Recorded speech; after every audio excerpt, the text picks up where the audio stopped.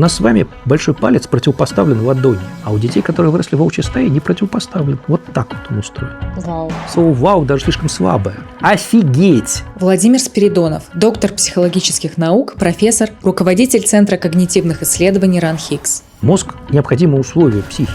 Но еще раз, это кусок материи. Как из биохимии формируется субъективный опыт. Это вот тайна. Давайте, набрасывайте мозговой штурм. Американская дурь, которая воспринимается как американская дурь и транслируется как американская дурь. Ничего себе, почему?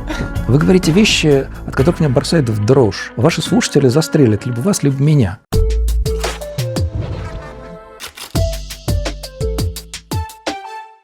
Какие топ-3 заблуждения о психологии вы слышите чаще всего? Вы имеете в виду заблуждение широкой публики, да, или заблуждение профессиональных психологов? Именно есть заблуждение широкой публики. Ну, например, соответственно, что каждый человек с улицы должен хорошо понимать психологические теории. Но он же является носителем психики. А теории вроде как об этом. Ну, значит, он их должен понимать. Ну, или, соответственно, что психика и мозг – это одно и то же. Да, соответственно, когда мне регулярно задают вопросы, вот там мышление работает так, а вот мозг, считаю, что мозг и мышление – это про одно. Нет, это не про одно. Так, ну или, соответственно, чудесное заблуждение, что психология – это не наука. И вообще не пойми что. Ну и так далее. То есть такого добра выше крыш. А что касается профессиональных психологов, какие заблуждения вы чаще всего встречаете у них? Профессиональные психологи, за редчайшим исключением, считают, что в психологии теория и практика связаны между собой ровно так же, как в физике, химии, биологии, когда в лаборатории что-то открывается, придумывается, а потом транслируется через прикладную науку в какие-то лекарства, инженерные изделия или инженерные решения и так далее, и так далее, и так далее. Вот в психологии дело обстоит совершенно не так, просто поразительно не так. И то, что психологи придумывают и открывают, не то чтобы не транслируется в практику, скорее, конечно, транслируется, но совсем другими путями. И это вот непонимание различия между родной психологией и там, неродной биологией или химией, это страшно утрудняет или затрудняет перенос в практику того, что психологи придумывают. А какими путями тогда транслируются эти открытия? Вот это очень сложный вопрос, это очень непростой разговор. Давайте я просто намекну, какие пути бывают. Друзья, привет! Короткая просьба. Если вам нравится то, что мы делаем, пожалуйста, поддержите нас и подпишитесь на наш канал. Количество подписчиков часто имеет значение для гостей, когда они выбирают, куда пойти на разговор. Ну и нам тоже будет очень приятно. Соответственно, один из путей, наверное, самый заметный, это когда психологи придумывают новый язык для описания каких-то состояний и, соответственно, процессов, которые происходят в психике. Ведь беда человека с улицы, вполне даже образованного, состоит в том, что очень трудно описывать то, как ты устроен не в смысле руки, ноги, а как раз в смысле психики. Да, собственно, набор обиходных выражений типа память, мышление, восприятие или там характер, или границы личности мало чего проясняют, хотя границы личности – это уже вполне специфический термин, взятый из вполне конкретного научного направления. И когда появляется в психологии хороший набор понятий, именно система понятий, для описания того, как работает психика, практически сразу это дело заимствуется для обиходного разговора. Ну, там, я не знаю, пример, который, наверное, у всех перед глазами, исторический пример. Когда Зигмунд Фрейд придумал свои сказки про бессознательное, это оказалось страшно востребованным и продолжает быть востребованным. Именно потому, что это очень простая, очень понятная рассказка о том, как мы устроены и как мы становимся такими, какими мы есть.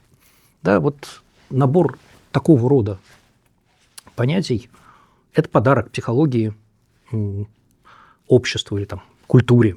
И это один из путей, каким образом происходит трансляция психологического знания, ну, в данном случае психоаналитического знания, что близкие вещи, в жизнь.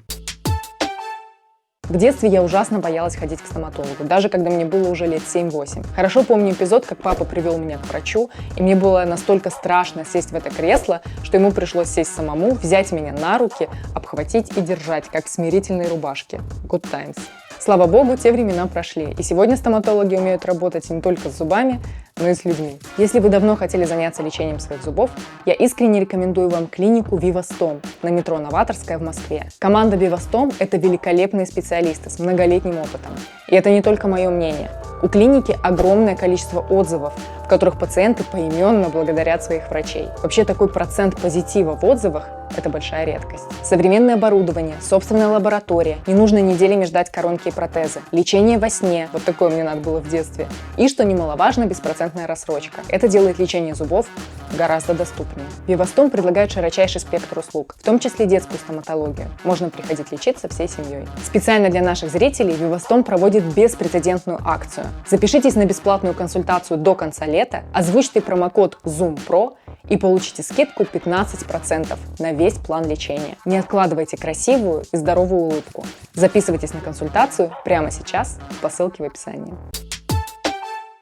Иногда психологи открывают что-то такое, что действительно открывает глаза буквально широкой публике на какие-то обстоятельства ее существования. Например? Или, из последних примеров вот это вот, опять-таки, очень симпатичная сказка о системе 1 и системе 2, которую популяризировал Канеман, да, которая объясняет, почему мы делаем такое количество ошибок в очень простых ситуациях.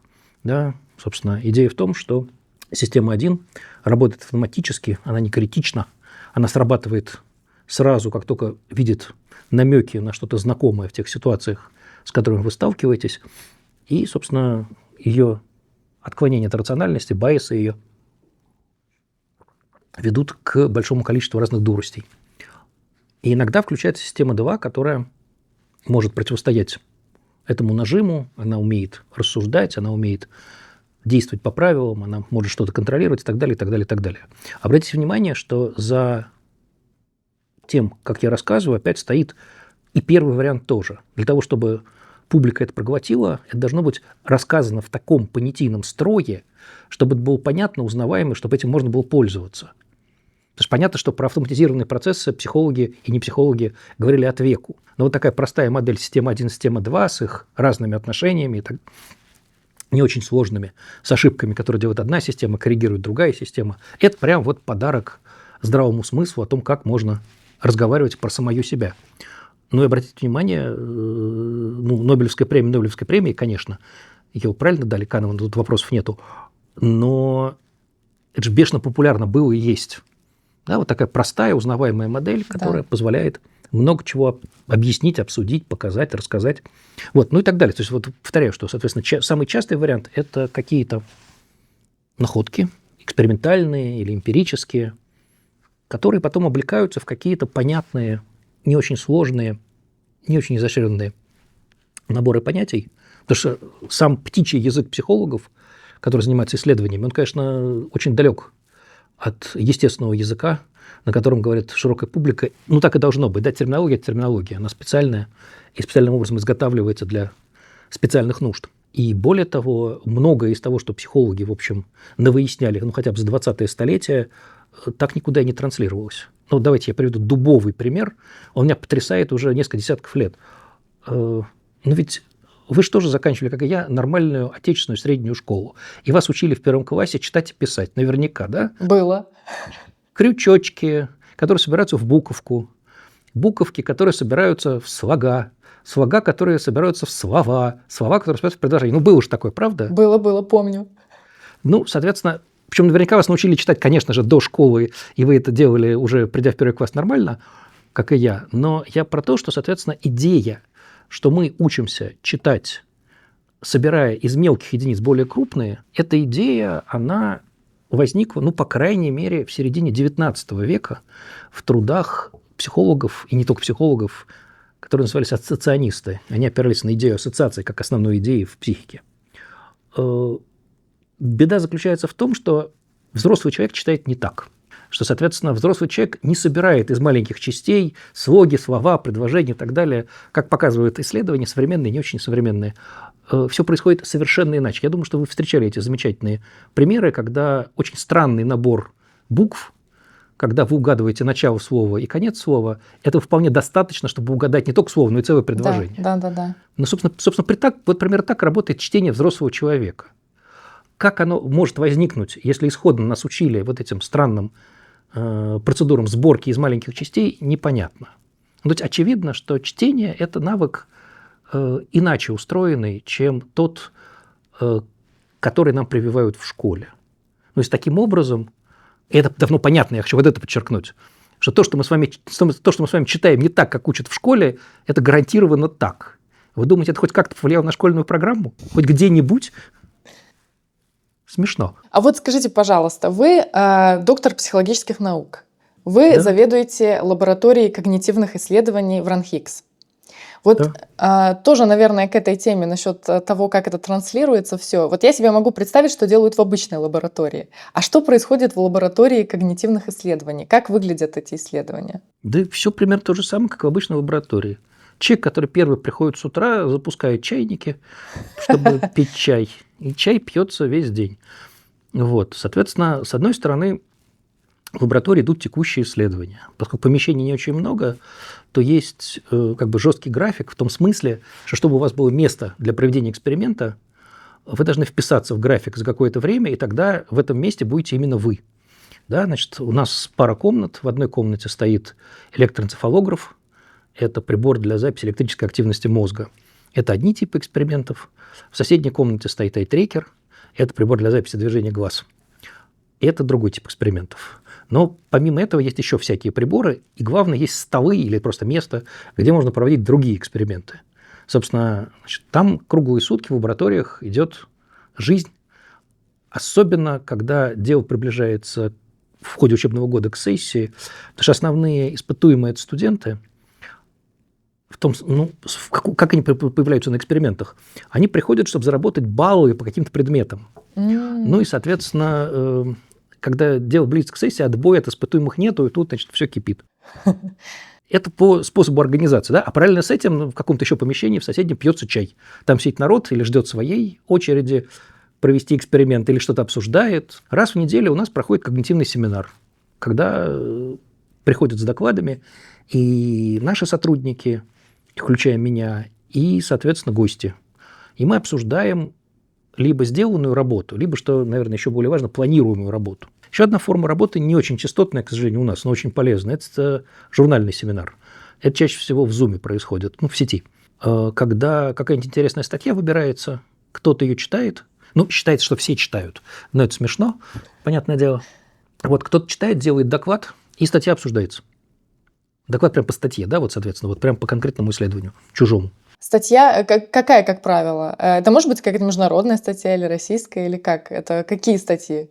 Может быть и такая, но в 99% случаев это англоязычная статья, потому что все-таки вся наука психологическая делается на английском, к сожалению. Вот. И, собственно, кто-то из коллег западных или восточных что-то интересное сделал, опубликован в каком-то хорошем журнале. К счастью, в последние годы стали появляться хорошие русскоязычные работы, и время от времени мы обсуждаем и их. Все-таки есть некоторое количество коллег, которые хорошо работают и в Москве, и в Питере, и вот была сильная группа в Ярославле, пока ее не съели. Вот, соответственно, в этом смысле читается что-то вот такое интересное и соответствующее нашим занятиям. Это что касается такого, как сказать, антуража исследовательского. А по сути мы, конечно, проводим абсолютно нормальные, в этом смысле скучные очень экспериментальные исследования, и мы, наверное, похожи на любую биологическую лабораторию. Вот биология же сейчас делится на две части. На биоинформатику, которая занимается компьютерным моделированием, обработкой данных и так далее, и на мокрую биологию. Там, где люди что-то капают в пробирки, что-то такое делают с живыми существами. Вот мы похожи на вторых. Да, то есть, собственно, это такая нормальная рутина исследовательская, когда сначала что-то обсуждается под какую-то идею, строится, эксперимент планируется. Это называется планирование эксперимента. Потом, соответственно, он проводится мучительно, собираются данные. Потом они обрабатываются, делается какая-то статистика. Потом это обсуждается. В большинстве случаев все это идет в корзину, потому что что-нибудь там не так. Да, и там с какого-то раза вот это процедура доходит до того состояния, что после обсуждения содержание удерживается. Да? Человек, который это сделал, может объяснить и доказать, что его вход в работу через гипотезы, его выход из работы через выводы какие-то, проверенные гипотезы, они, в общем, заслуживают внимания. Тогда пишется статья, русскоязычная или англоязычная. А насколько сейчас существуют связи и вообще общение между, допустим, российскими учеными, зарубежными учеными? Вообще международное сообщество как работает? Международное сообщество работает очень хорошо. К сожалению, по понятным геополитическим причинам из сообщества мы до некоторой степени исключены. На личном уровне все в порядке, но все институциональные контакты, договора, все остановлено. Поэтому, увы, вот тут похвастаться нечем. То есть, повторяю, что на личном уровне мы много с кем коммуницируем, переписываемся, обсуждаем. Вот, обсуждаются совместные работы, обсуждаются результаты, которые мы получили или они получили. Вот, это страшно интересно, но вот никаких совместных... А раньше было иначе? Значительно. Ну что вы. Существенно иначе. Увы. Интервью, которое вы смотрите, снято при поддержке наших друзей и спонсоров компании ITV, которые являются мировым лидером в области компьютерного зрения. Один из главных офисов компании ITV находится в Нальчике, и там же уже много лет работают курсы компании ITV «Я программист». Это обучение для старших школьников с 9 класса, студентов колледжей и вузов всех специальностей. На этих курсах можно научиться программированию с нуля до уровня профессионального разработчика ITV. В чем же их уникальность?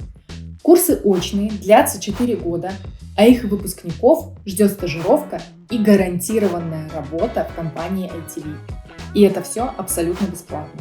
Чтобы узнать больше, переходите по ссылке в описании на сайт «Я программист» и ждите информации о новом наборе. Как связаны мозг и психика? Я понимаю, что это не одно и то же, но связь-то между ними есть какая-то?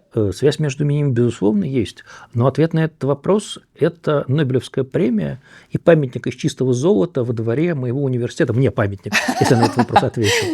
Вот, собственно, в вашем вопросе за ним содержится одна из самых известных, популярных, широко исследуемых проблем. Она называется психофизическая проблема. Она как раз и состоит в вопросе, как связана психика и мозг. Впервые она была сформулирована в таком явном виде замечательным философом, его звали Декарт, который считал, что весь наш мир состоит как бы из двух субстанций, из таких несводимых первоначал. Субстанция протяженная, материя вокруг нас, включая наше тело, и субстанция мыслящая, которая отличается от субстанции протяженной принципиально. Например, мы не можем указать, где находится эта мыслящая субстанция. Вот нельзя пальцем показать, где находится ваше мышление. То есть, здравый смысл говорит, что в голове, но в голове ничего нет, кроме мозга. Вот если вы туда залезете, вы обнаружите такую мощную электрическую машину, которая расположена между ушей, обычно, которая работает, в которой бегают нервные импульсы, которая с сумасшедшим, более сложным, чем что-либо можно представить, образом устроена. Но вот показать пальчиком, где там мышление, не удается. Не только мышление, вот, собственно, про все наши субъективные состояния, сознания, по-разному называемые, вот нельзя указать точную локализацию. Да, то есть мозг принципиально необходим. В этом нет никаких сомнений, что без мозга не будет ни мышления, ни сознания, ни памяти, ничего не будет. Да, но вот, соответственно, с локализацией возникают проблемы. Да, иногда находятся некоторые подсказки, что вот там есть определенные зоны мозга, которые подвязаны под память. Судя по всему, так. Но, соответственно, этого тоже недостаточно, потому что для того, чтобы вообще эта вся невероятная механика заработала, требуется очень много дополнительных условий, про которые обычно все забывают. Например, психика плохо работает и плохо развивается в отсутствии культурного окружения. Если вы попробуете вырастить Маугли, не дай бог, то ни к чему хорошему это не приведет. Было уже несколько, то есть не экспериментов, слава тебе Господи, а тяжелых ситуаций, когда видно, что отсутствие культурного опыта настолько деформирует развитие психики, что человек не получается. Из вещей, которые меня все время потрясли. Ладно, такие существа не научаются говорить. Это понятно, потому что в стае волков нет человеческой речи. Но ведь такие бедные дети не научаются прямохождению. Они не научаются ходить на двух ногах. Причем, если этому не научиться, в определенном возрасте сензитивным, чувствительным к этим вещам, то ведь никогда потом вы не научитесь это. То есть вы когда всегда будете согбенным ходить. Но еще более восхитительная вещь, которая, вот, говорю, просто потрясающая. У нас с вами большой палец противопоставлен ладони. А у детей, которые выросли в волчьей стае, не противопоставлен. Вот так вот он устроен. Вау. Слово «вау» даже слишком слабое. Да? Даже такая вещь, как положение большого пальца относительно кисти остальной, это результат культурного развития. Такого неслабого. Кстати, если вы хотите поддержать нас не только бесплатно, вы можете стать спонсором нашего канала здесь на YouTube или оформить подписку на Boosty. Это поможет нам выходить чаще, а вы получите доступ к новым выпускам на 2 дня раньше официального выхода. Не менее важной вещью является язык. Да, без языка мозг, конечно, развивается, но он получается существенно другим. Можно посмотреть на мозг приматов и обнаружить, что он другой. Хотя генетические различия между нами и шимпанзе, по-моему, 0,3 или 0,4% из генома. То есть, казалось бы, совсем немного. Возвращаясь к вопросу, да, соответственно, мозг – необходимое условие психики. Но еще раз, это кусок материи, очень сложно устроенный, хорошо работающий и так далее. Но вот как он производит то самое, чем мы с вами сейчас пользуемся в ходе беседы, сознание наше, например, вот это принципиальная тайна. Тайна или проблема. Да? Соответственно, есть тут разные позиции. Есть такой занятный очень ныне живущий философ фамилии Чалмерс. Он разделяет легкую и трудную проблему сознания. Ну, или легкое и трудное решение психофизической проблемы. То, как вот к мозгу крепится память, восприятие и так далее, как ему кажется, мы в относительно близком будущем сможем узнать, разгадаем. И легкая проблема сознания будет решена. А вот трудная проблема, собственно, которую он формулирует как из биохимии и клеточной электрической активности формируется субъективный опыт. Это трудная проблема сознания. С его точки зрения, он пессимист, решена не будет никогда. Это вот тайна. Да? Собственно, я тут не такой пессимист, но еще раз, психофизическая проблема – это такой вызов для исследовательского мышления, и психологического, и не только психологического, конечно, психологической проблемой много кто занимается. Еще раз подчеркиваем, да, соответственно, это как бы две стороны одной медали, но они настолько разные, что просто их совместить не удается. Давайте еще одну метафору, и я закончу свое речение. Давайте сравним эту ситуацию с тем, как работает какой-нибудь внутренний орган, ну, железа какая-то, печень. Печень выделяет некоторый секрет. Секрет – это не тайна, а, соответственно, жидкость физиологическая, желчь называется.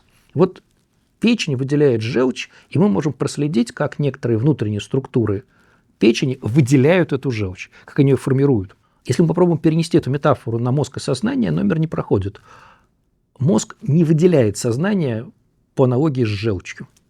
Да, вот нельзя показать пальчиком, как происходит выделение из клеток какой-то части мозга, целого полушария или целого мозга, вот того, что является сознанием. Увы, вот так не работает эта метафора. Да? И, соответственно, приходится придумать какие-то другие способы разговора и заодно способы понимания того, что такое сознание. Потому что ведь проблема, если отойти от психофизической проблемы, оказывается совершенно невероятно странной.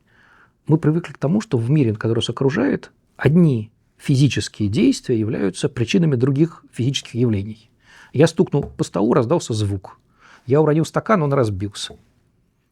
Но удивительным образом, ведь в моих примерах происходит страшный разрыв. Сначала появилось где-то мое намерение стукнуть по столу или уронить стакан, а потом произошли физические действия. Вот как вот это совершенно нематериальное, как говорил Декарт, мыслящая субстанция встраивается в физические явления этого мира и не нарушает причинно-следственную логику. Вот это действительно замечательная проблема, и этим занимаются и философы, и нейроученые, да и мы грешные тоже время от времени туда залезаем. Вот. Но еще раз, решение психической проблемы я не знаю. Это настолько вообще поразительно. Еще я думаю, вот с точки зрения ученых, которые занимаются этим, насколько, наверное, любопытно, что вы изучаете предмет, который даже невозможно как бы локализовать и понять, где именно он находится. Да, ну так, собственно, это одно из первых вещей, к которым приходится привыкать студентам, которые приходят к нам учиться. Ну и нам когда-то самим приходилось к этому привыкать. Вот есть две вещи, которые тут связаны между собой. Вы не можете это пощупать или укусить, или понюхать, да? Но такие вещи тоже бывают. Вот астрономы, они тоже не могут поймать за хвост тоже верно. те явления, которыми они занимаются. Вот. Это им не мешает. Или мешает, но не так сильно, как могло быть. А вот второе, чем мы отличаемся от астрономов тоже, это такая же ужасная вещь. Психология – парадоксальная область знания, которая заключается в том, что вы можете иметь несколько разных правильных ответов на один и тот же вопрос. Вот того, что нету единичной истинности, истины даже, можно сказать, в более высоком смысле слова, вот к этому приходится привыкать, это совершенно нетрадиционная вещь. Да, ну, я уже произнес слово про разные языки описания, но вот в разных языках описания ответ на один и тот же вопрос будет разный, часто принципиально разный.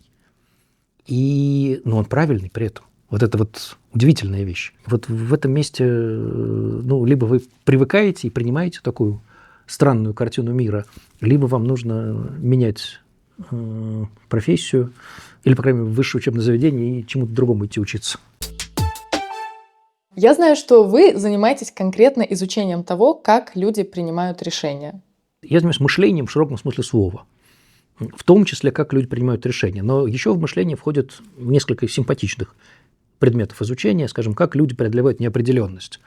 Да, это более широкая постановка. Сюда входит и решение задач, и принятие решений, и самые разные наши с вами представления о действительности, которые вот быстро актуализируются и используются. Они называются ментальные модели. Вот это все меня интересует, и я этим стараюсь заниматься. Я слушала вашу лекцию, где вы рассказывали о барьерах мышления, которые мешают нам находить решение, находить его быстро. То есть как бы возникло такое ощущение, что наше сознание, наше мышление, оно нас даже как-то немножко обманывает в том, когда мы принимаем решение. Могли бы вы, во-первых, рассказать об этих барьерах? Какие это барьеры? Их достаточно много, и собрать их воедино на одну плоскость, на один стол достаточно затруднительно, поскольку они очень разные. И всякий раз они становятся барьерами и мешают нашему мышлению именно потому, что они его в каком-то смысле обманывают. Они его загоняют в какие-то ловушки. То есть мышление на самом деле, и это самый частый случай, с которым приходится работать, само себя ловит за хвост, да, и не дает самому себе двигаться. Самый такой простой и понятный пример, чтобы объяснить то, что я сказал, он вот какой. Есть специальные задачки, специальные, потому что их удобно использовать в лаборатории, а в жизни такое бывает без всякого специального замысла, когда задачка устроена таким подлым образом, что она допускает несколько разных интерпретаций того, что там происходит и что нужно узнать. И именно потому, что некоторые варианты этой интерпретации более вероятны, или более приятны, или более приемлемы, чем другие, вы с них и начинаете. А они удивительным образом не ведут ни к какому ответу. Они ведут в тупик. Да, и то есть, приняв первую интерпретацию задачки, вы не можете ее решить. Но возникает то, что психологи называют репрезентация задачи. Извините за термин, но без него тут нельзя. Это тот набор знаний самых разных, которые активируются, возникают по поводу этой задачи, которыми вы и пользуетесь, чтобы задачу решить. Но я повторюсь, что исходная репрезентация часто такова, что задача решена быть не может. И вам можно биться головой об стенку, но пока вы не измените репрезентацию, пока вы не измените одну часть мышления, да, никаких движений к решению не будет. Грубо говоря, пока вы не посмотрите по-другому, с какого-то другого угла, пока вы не увидите иначе вообще смысл этой задачи. Да. Там есть куча задач, которые устроены в одном отношении одинаково, а задача предъявляется на плоскости, буквально на плоскости, а решение связано с тем, что вам нужно выйти в третье измерение. Пока вы не выйдете в третье измерение, вы можете делать что угодно, но решения нету.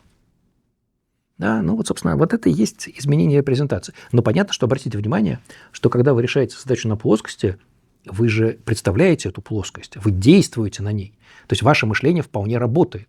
То есть получается, что мышление само себя загнало в ловушку и, соответственно, само себя не выпускает из этой ловушки. тупик – это такая очень важная и серьезная вещь на пути к решению. Он тяжело переживается, он дает массу негативных эмоций и прочее, прочее, прочее. Но если он преодолевается, это как раз основание для сильных, серьезных решений и для связанных с ним переживаний, для инсайтов и ага-реакций. Вот, примерно вот так. А уже изучено, как мы преодолеваем вот эту неверную репрезентацию изначальную? Соответственно, этому посвящено безумное количество работ, и исторических, а еще больше современных, и много чего известно. Из интересных идей, которые вот тут есть, я повторюсь, что вот попадание в тупик – это одна из самых серьезных идей, как ни странно. Казалось бы, это такая совсем тривиальная вещь, но тупик как путь к новой репрезентации – это хорошая идея, которая связана с большим количеством дополнительных, уже там более специальных, конечно, теоретических идей. Вот. Но вот тут вот человек, который это предложил в качестве новой теории, его фамилия Олсон, такой исходно шведский, а потом американский психолог, совсем неизвестный у нас поразительным образом. Вот. Но это действительно вот одна из таких самых крупных теоретических продвижений, одно из самых крупных продвижений в этой области за последние полвека просто. А вот эта идея, она транслируется в нашу обычную какую-то прикладную жизнь? То есть можем ли мы, допустим, это перенести на нашу жизнь и сказать, что когда мы в тупике принятия решения, допустим, мы не можем прям вот иначе увидеть ситуацию, это как раз тот момент, который скоро нас сподвигнет к тому, что решение будет найдено? Осознать, что в тупике штука очень полезная с разных точек зрения. В первую очередь, с точки зрения того, что если вы такие осознали это, то разумно изменить траекторию ваших усилий. Да, соответственно, если понятно, что вы в тупике действительно, это значит, что репрезентация, которой вы придерживаетесь, в чем-то неверна. То есть нужно перестать искать ответ и заняться репрезентацией. Да, это очень сильное и серьезное утверждение, но идея именно в том, что в каких-то случаях вам нужно переставать решать задачу и делать что-то другое. Иногда люди умеют это делать. Сильные решатели точно умеют делать. Да, вот профи в области решения проблемных ситуаций, скажем, врачи-диагносты, или шахматисты, или там хорошие полководцы на поле боя, или мастера тушения больших пожаров. С кем только не работали психологи. Управленцы, конечно же, да, вот они умеют в какие-то ситуации остановиться и перестать искать решения, а разобраться с тем, как устроена сама проблемная ситуация, чего я упустил, чего не хватает, на что нужно обратить внимание, в чем я ошибаюсь, где я притащил какие-то дополнительные ограничения, или наоборот, я упустил какую-то информацию. То есть вот разобраться с тем, как устроена репрезентация. Слово репрезентация почти никто не знает, и слава богу, но вот сами приемы понять, в какой ситуации я нахожусь, их много, и, собственно, самые разные профи об этом вполне убедительно рассказывают. То, что касается шаблонов и механизации мышления, это тоже туда же? Это родственная история? Да, это абсолютно туда же. И то, и другое – это какие-то устоявшиеся рутинные способы решения, которые когда-то сработали, да? Которые когда-то помогли вам справиться с какими-то задачками,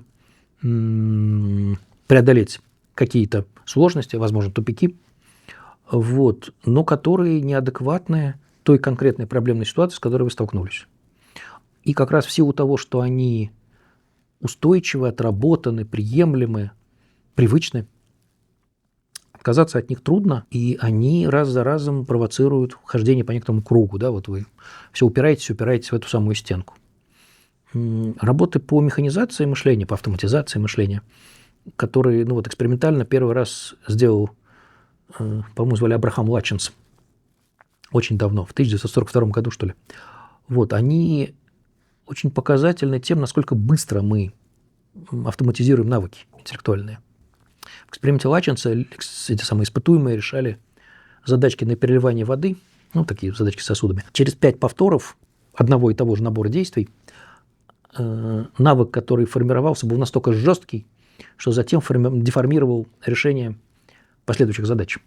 То есть 5 повторов, все готово. Да, то есть в этом отношении То есть 5 повторов хватало, чтобы сформировать шаблон, из которого сложно выйти. Причем действительно жесткий шаблон. Латчинс после своей первой этой работы, которая получила бешеную известность, прожил очень долгую жизнь. Он в 96, по-моему, лет помер. А работа его первая, которую я назвал, это его кандидатская диссертация. То есть 22 года, 23 года. Ничего Вот себе. последующие 60 или 70 лет исследовательской деятельности он занимался тем, что искал способы разрушить вот эту механизацию. Он не преуспел. Да, то есть лучший его результат, если я правильно помню по работам, то есть вот стандартная ситуация, когда делается по классике, по работе 1942 года, то получается, что где-то примерно четверо из 5, то есть примерно 80% людей имеют этот шаблон в жестком виде, и дальше все плохо. После всяких манипуляций Лачинс дошел до того, что можно снизить этот процент где-то примерно до 60-65. Это, конечно, здорово, но, как вы понимаете, это не очень много. Да. Поэтому вот к шаблонным путям наше мышление, мы очень склонны. Это вот разговор, опять-таки, про систему 1, которая страшно любит простые решения, очень быстро обучается простым штукам и потом очень легко их вытаскивает из кармана. А вот эту идею с шаблонами и с автоматизацией мышления, можно ли ее экстраполировать и вот так перенести, допустим, на систему образования? Что когда вот мы ходим в школу и одним и тем же образом научаемся решать какие-то задачи или проблемы, как бы из школы мы выпускаемся людьми, у которых огромное количество шаблонов в голове, и дальнейшие задачи какие-то по жизни, мы на них смотрим уже подходя с этими шаблонами. Или даже проще взять вообще ЕГЭ, на который просто натаскивают, чтобы ты вот определенным образом отвечал на определенно поставленные вопросы. Эта идея так вот прямо экстраполируется на эту ситуацию или нет? Ну, с одной стороны, безусловно, да. Безусловно, школа готовит нас, а и сама это утверждает, к решению задач, что на русский переводится к решению типовых задач. Да, и в этом отношении, конечно, школьное обучение не предполагает каких-то особенных изысков. Когда какие-нибудь чиновники или не чиновники от образования начинают говорить, что школа там что-то про творчество умеет делать или старается делать, то это всякий раз какое-то то ли лукавство, то ли прямой обман. Но только надо хорошо понимать, что у этой ситуации есть огромное количество плюсов. Да, с точки зрения устройства нашей жизни наличие шаблонов – это спасение. Потому что если бы вам приходилось творить каждые 15 минут, к концу первых суток жизни вы бы уже выдохлись, а к концу вторых просто сдохли. Да, шаблоны Изобретать шаблоны велосипед, нас, да, каждый раз было бы сложно. Шаблоны обеспечивают нас возможностью легко и просто справляться с огромным количеством проблемных ситуаций текущих, просто не задумываясь об этом. Да, и слава богу, что они, эти самые шаблоны, существуют. В этом отношении школа готовит нас к каким-то очень простым проблемным ситуациям.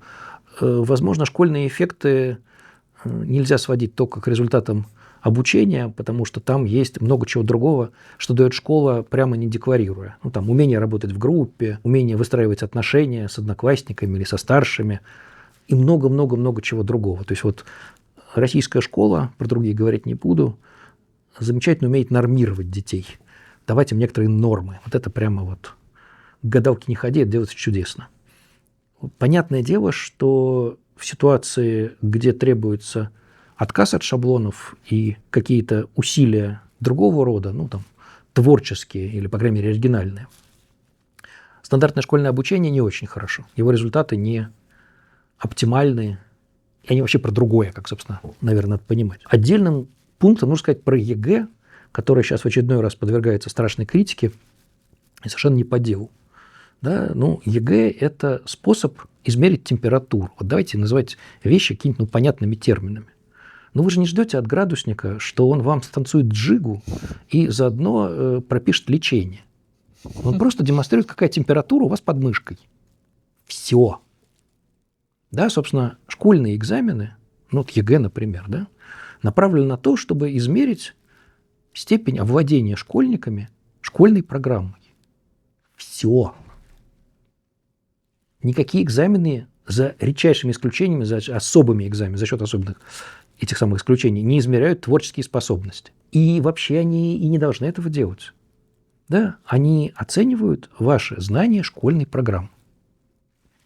Вот поэтому наезд на ЕГЭ, что он какой-то не такой и так далее, это какая-то беда просто идиотская. Причем, потому что не свидетельствует о полном непонимании того, о чем идет речь. Не надо ждать от ЕГЭ то, на что он не заточен. Да? Он не занимается творчеством. Он не занимается индивидуальностью, он не занимается зоной ближайшего развития. И много чем он не занимается. Он про другое. Он придуман для другого. А существуют ли вообще возможности, тесты какие-то современные, которые измеряют творческие способности? Да, такое, безусловно, есть. Есть тесты креативности. Креативность – это другое название творческих способностей, такая калька с английского. Вот. Их достаточно много. Они бывают вербальные, то есть со словесным материалом работающие. Они бывают невербальные, понятное дело, что не со словесным. И они вполне неплохи. Сказать, что они гениальные, я никак не могу, но, соответственно, они позволяют оценить ваши творческие способности на данный момент. И чтобы проверить, насколько они хороши в смысле прогноза, были проведены разноплановые исследования, не у нас, к сожалению, совсем, и оказалось, что тесты креативности, в общем, вполне неплохо предсказывают, в статистическом смысле я имею в виду, предсказывают, конечно, ваши творческие достижения в ходе жизни. Там количество написанных книг, не обязательно книг, можно статей, можно, соответственно, рассказов, нарисованных картин, снятых фильмов, соответственно, степеней в области искусства, занятий такими соответствующими видами деятельности. То есть, грубо говоря, те из тестируемых, кому показали хорошие большие творческие способности, они впоследствии себя проявили таким образом. То есть они действительно... собственно, эти способности, которые они продемонстрировали, оказались предиктором их карьеры в таком приземленном смысле слова. Сферы деятельности, результатов и так далее, и так далее, и так далее. То есть в этом отношении тесты интеллекта этого не предсказывают. Это очень такой симпатичный момент, что тесты креативности предсказывают те результаты, которые не предсказывают тесты интеллекта. А есть ли какой-то способ, какие-то техники, я не знаю, психологические, чтобы преодолевать шаблонное мышление и выходить вот в эту плоскость какого-то креатива и out of the box thinking? Безусловно, эти рецепты возникли не в психологии. В психологии они были осознаны как такой совершенно особый класс явлений. Такие штуки называются эвристические стратегии. И они прямо направлены на то, чтобы справиться с той сложной проблемной ситуацией, в которой вы оказались. Эвристические стратегии заставляют вас, как раз в соответствии с тем, что я говорил минут 10 назад, в какой-то момент перестать решать задачу и заняться чем-то другим. Например, есть эвристические стратегии, которые называются аналитические. Они направлены на анализ задач. Если долго не решается, полезно разобраться в том, знаете ли вы, что нужно получить, какова цель, что вам дано. В сложных задачах это далеко не всегда очевидно. Какие условия критически важны, какими можно пожертвовать. Или очень сильная эвристика – анализ условий с точки зрения цели. Какие условия критически важны под эту конкретную цель. Собственно, разбираясь таким образом с задачей, вы не добираетесь до ответа. Эти эвристики не решают задачу, но они обеспечивают вас возможностью понять проблемную ситуацию. Или, соответственно, другое семейство эвристических стратегий, называется рефлексия. Вы долго мучаетесь, а оно не получается. Полезно разобраться с тем, правильно ли вы поняли задачу. Не притащили ли вы туда новых дополнительных условий от себя. Это стандартный вариант, кстати. Когда вы понимаете задачу иначе, чем она сформулирована, это нормально. Но вы притащили те ограничения, которых не было в исходничке. Или, соответственно, вы упустили что-то. Какие-то условия, которые являются важными, вы почему-то игнорируете, и оно не работает. Вы допустили какие-то ошибки в рассуждениях или в расчетах. Бывает и так, и так. Рефлексия заставляет вас это проверить. Опять, это не решение задачи, обратите внимание, да? Понятно. Это именно работа с самим процессом решения. Или еще одно семейство эвристических стратегий – это работа с вашим креативным состоянием. Не секрет, что у каждого из нас бывают удачные для принятия решений или придумывания идей состояния или моменты. Вдохновение. А бывает, наоборот, его можно назвать вдохновением, а можно назвать состоянием измененного сознания, например, усталости серьезной. Оно по-всякому бывает. Важно, чтобы ваша обычная критичность понизилась. Это принципиально. Так вот, если вы немножко про себя знаете, то есть в какие моменты вам лучше удается справляться с трудностями, то заодно полезно задуматься, есть ли какие-нибудь подсказки или способы попасть в эти креативные состояния. Был такой замечательный театральный деятель по фамилии Станиславский. Он прославился фразой «не верю», если вы помните. Так у него много было хороших идей. Одна из них вот какая. У актера должна быть такая штука, как у охотника. Называется манок. Манок – это вы свистите, и птичка прилетает, вы ее стреляете. У актера манок – это что-то, что позволяет вам войти вот в это состояние, когда вы становитесь другим человеком. Вы становитесь своим героем. Вот что-то подсказывает вам, каким надо стать. Вот у человека, который умеет решать задачи профессионально, есть такого рода манки, чтобы поймать свое креативное состояние за хвост. Что нужно сделать, чтобы наступило то самое вдохновение? Рецепты очень разные. Ну вот несколько примеров, чтобы было понятно, насколько разные эти вещи. Ну, скажем, был такой замечательный немецкий писатель, поэт, драматург. Шиллер была его фамилия.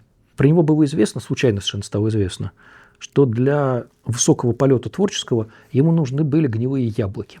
Он работал, обоняя запах гнилых яблок. Это было принципиально. Без комментариев. Да, ну вот. Или, соответственно, ну вот известные люди, которые перед серьезным публичным выступлением, вот перед чем-то таким, должны посидеть в темноте.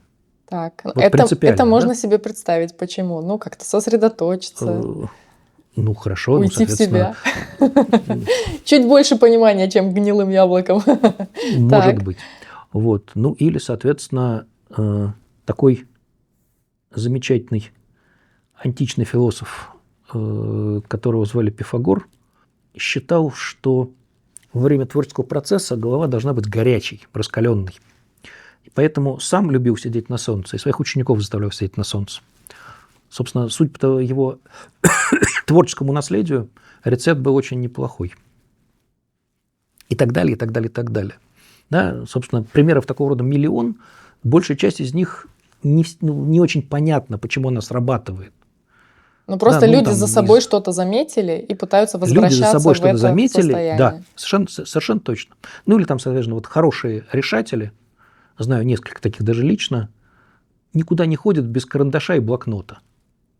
Потому что хорошая идея может прийти в любой момент. Они все время что-то делают, о чем-то думают, что-то должно быть придумано. Вот. Поэтому все время нужно иметь нечто, где можно записать фразу, формулу, что-то, что вот останется в памяти. Ну, вот такого рода вещи. Как вы понимаете, блокнот с карандашом – это тоже пример, прием. Да, это штука, которая обеспечивает вас возможностью не потерять то, что вы придумали. А то ведь будет как в стандартном старом анекдоте. Да? Идея пришла в голову, и никого не застав, ушла. Но тут, наверное, тоже тут просто в голову приходят, не знаю, всякие там, не знаю, певцы, исполнители, рок-исполнители, которые под влиянием всяких запрещенных веществ стараются писать, например, песни. Это тоже попытка попасть вот в это состояние Совершенно творческое. точно, да. Да, это ровно то же самое. Это обоюдоострая штука, потому как, ну, понятное дело, что вам будет требоваться все больше и больше химии, чтобы у вас наступали нужные творческие состояния, и это имеет, конечно, большое количество побочных последствий. Если можно без этого обходиться, лучше пытаться без этого обходиться. Вот. Известны рецепты, которые очень сильно меняют состояние, но при этом не связаны ни с какой химией. Ну, вот был такой замечательный, очень известный, я даже не знаю, кем его назвать, фамилия Гельмгольц, он был и физиком, и, соответственно, врачом, и физиологом, и психологом. Наш пострел везде поспел. Он в конце жизни пытался объяснять, как ему удавалось придумывать в столь разных областях хорошие идеи, а ему очень даже удавалось. Вот. И он рассказывал, как это делается. Первое, что вы должны сделать, вы должны добиться такого состояния, чтобы вы могли пройти всю проблемную ситуацию в уме от начала до конца. То есть вы сначала читаете, делаете записи, вот собираете все, что только можно. Но идея в том, что в какой-то момент вы должны от этого отказаться. Оно должно у вас все уложиться. Вот. И дальше вы с этим ходите и как бы ждете. Но при этом это не просто ожидание у моря погоды. с одной стороны, очень способствуют прогулке по лесистым холмам пологим. Это прям чудесно. Это вот универсальный рецепт. Так. С другой стороны, очень способствует измененное состояние сознания, типа вот просыпания, типа такого сумеречного состояния перед засыпанием, да, когда вот что-то вот измененное. То есть вот постараться обычное твое критическое состояние как бы отставить в сторону. И вот Гельмгольц, повторяю, был чрезвычайно хорош, судя по результатам, в работе с собственным мышлением. Как интересно. Так вот, Да. возвращаясь к исходничку, да, то есть есть куча рецептов, при этом нет никаких гарантий, что они будут работать в ваших руках. Нужно попробовать. Вот это вот принципиально, да. То есть все эти психотехники, давайте их так назовем, они, конечно, должны быть опробованы, и лучшее из них должно быть использовано. И это Еще раз, супериндивидуально. до некоторой степени, по крайней мере. Я очень не рекомендую химию использовать, повторяю я, потому как, как качество крайнего средства, наверное, но вы себе быстро испортите все ваши творческие способности. Какой-нибудь Курт Кобейн – пример того, как это быстро заканчивается плохо. Вот. А если вы играете все-таки в долгую, то вот самые разные приемы, очень разные, надо попробовать, и что-то из них, конечно, выстрелит в ваших руках. И второе обстоятельство здесь очень неприятное. Оно как с изучением иностранного языка. Вот идея, что вы ничего не делаете, а в нужный момент вы напряжетесь, и вам повезет, и все это сработает, это абсолютная наивность. Все как с иностранным языком. 15 минут, но каждый день.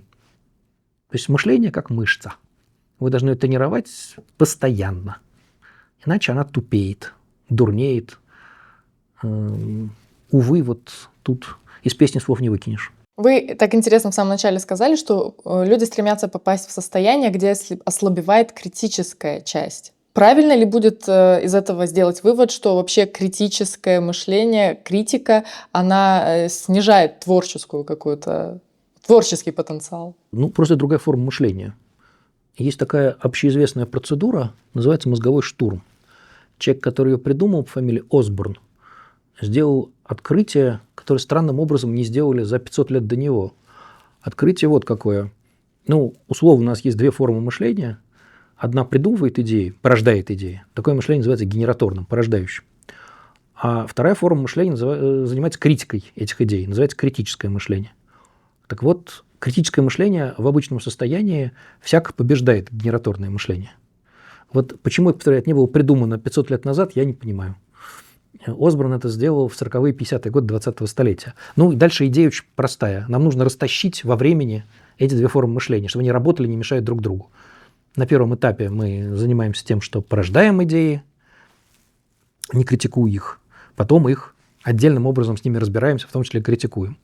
Возвращаясь к вашему вопросу, ответ, конечно, да, еще раз. То есть две формы мышления, они действительно здорово мешают друг другу. Поэтому, если вы хотите что-то придумать, их нужно развести.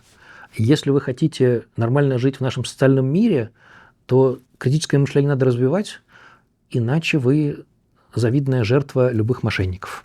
Понятно. Это, в общем, для разных целей, и их просто надо использовать, эти типы мышления. Абсолютно. Мозговой штурм.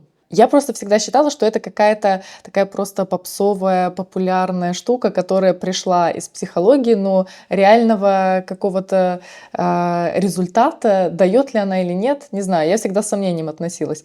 Это реальная научная история. То есть за этим есть наука какая-то, что мозговой штурм работает.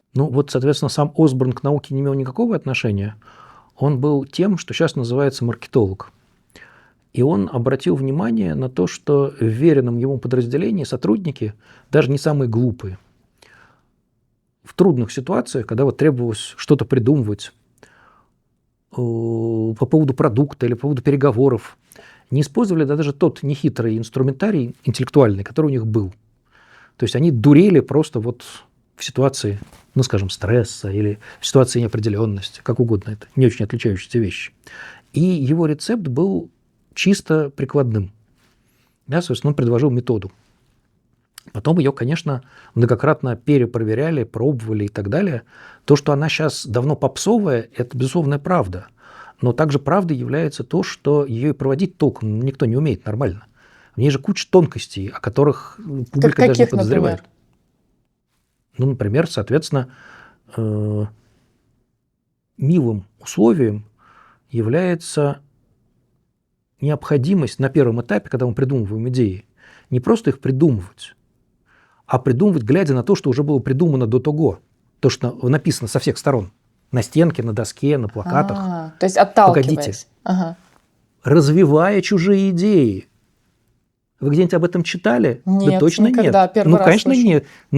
Попса я и говорю, вы говорите попса, в чистом виде. То есть, Я прежде чем думала, делать это вы что-нибудь- просто садитесь и типа давайте, набрасывайте, мозговой штурм. Во. Это такая американская дурь, которая воспринимается как американская дурь и транслируется как американская дурь. Еще раз, мозговой штурм, как любая другая эвристическая процедура. Сложный, хорошо организованный механизм, который, или ритуал, как угодно, в котором нужно уметь настраивать кучу всяких винтиков. Ну вот из того, что я знаю, таких винтиков больше 30. Возможно, больше, я не самый большой спец. Так, Вот. развивать чужие идеи. Еще хотя бы несколько можете назвать? Пожалуйста. На первом этапе, на этапе первого обсуждения, запрещено начинать реплики со слова «нет». Это просто запрещено. Вы получите по носу сразу от хорошего ведущего. Больно получите, причем если вы делаете несколько раз. Если вы посмотрите на дискуссии, которые, ну, скажем, на телевидении или в интернете ведутся, примерно треть реплик начинается со слова «нет». Даже человек с вами согласен. Просто стандартная оговорка. Ну, там что еще из симпатичных вещей? Рассадка людей, как они должны сидеть, кого мы берем в группу, кого не берем, как формулируется сама проблемная ситуация, которую надо решать, и так далее, и так далее. Там настраивается все, поверьте. Поэтому еще раз, собственно, если в эти игры играть всерьез, нужно сначала открыть книжку. В книжке много чего интересного написано по этому поводу. Есть просто технологические книжки. Супер интересно. Еще вопрос. Расскажите, пожалуйста, о соотношении мотивации и решения задач. Что на эту тему говорит наука психологическая? Но она говорит то же самое, что говорит здравый смысл, что мотивация важна. Но только она важна в очень разных смыслах слова. Очень крупное открытие в 1908 году, если мне не изменяет память, сделал замечательный американский психолог, которого звали Роберт Йеркс, и его, по-моему, аспирант на тот момент, фамилия Додсон. Они открыли то, что сейчас называется закон оптимума мотивации. Они проводили эксперимент с животными, что это было популярно. Это мыши были, по-моему. И они обнаружили, что для каждой по сложности задачи существует тот оптимум активации или мотивации, при котором эта задача решается лучше всего. Ну, это не самая красивая идея, хотя уже симпатичная. Но вот следующий момент, он просто ошеломляет. Ну, казалось бы, чем сложнее задача, тем сильнее должна быть мотивация и активация. Это не так. Вот это принципиально не так. По их результатам, которые потом многократно были подтверждены на людях, безусловно, на самых разных, от комбайнеров до военных, что для сложных задач мотивация должна быть, наоборот, самой низкой по сравнению с другими уровнями сложности. Иначе сложные задачи не решаются. И наоборот, самые простые задачи как раз требуют существенной активации, иначе они решаются долго и не очень хорошо. Ну вот, например, и это такое. было многократно воспроизведено и на людях в том числе. Не то слово. Ну, одно из простых демонстраций, смотрите, значит, мы берем группу студентов, достаточно большую, только надо брать группу студентов, которая сдает экзамен. И мы у них измеряем тревожность. Это не совсем мотивация, но одна из производных их отношения к этой ситуации прямо перед экзаменом. Если мы берем большую группу, то у нас получается нормальное распределение этой самой тревожности. Извините, а как измеряется тревожность? Просто чтобы чаще всего просто прямым опросником. Берется какой-нибудь опросник, то есть набор некоторых вопросов. Опросник только это не просто вопросы, это специально подобранные вопросы, которые прошли некоторую предварительную процедуру специальной обработки. Это достаточно долгий и такой специализированный разговор. То есть это но не просто менее... вопросы «Вам тревожно?» Нет, по шкале от 1 до 10? Нет. Хорошо, нет, так. Нет. И это не даже набор вопросов из журнала «Лиза». Это про другое. Ага. И даже журнал «Нью-Йоркер» нам тут не указ, к сожалению. Вот. Значит, мы измеряем эту самую тревожность И если мы берем достаточную выборку, получается нормальное распределение, так клокообразное. Когда у нас есть немного людей с низкой тревожностью и немного с высокой, а основная масса имеет среднюю тревожность. Ну и, соответственно, потом оказывается, что есть существенная корреляция между успешностью экзамена и уровнем тревожности. Но какая корреляция? Криволинейная, что лучше всего сдает серединочка. Люди с низкой тревожностью и с высокой тревожностью сдают в среднем хуже, чем вот эта серединочка, которая некоторым образом активирована и настроена на сдачу экзаменов. И слишком малое возбуждение, и слишком сильное возбуждение разрушительное для того, чтобы сдавать экзамен. Ситуация корреляционная. Причинно-следственной связи тут нету, я подчеркиваю это. Но, тем не менее, такого рода вещи многократно показаны. Тут, Ну в общем, вот эта мысль, что нужно так средненько волноваться для успеха, она, допустим, понятна. Но вот эта мысль, что для решения большой задачи нужна низкая мотивация, она прям контринтуитивная. Я бы переначал эту ситуацию вот каким образом. В работах Йеркса и Дотсона мотивация была чисто внешней.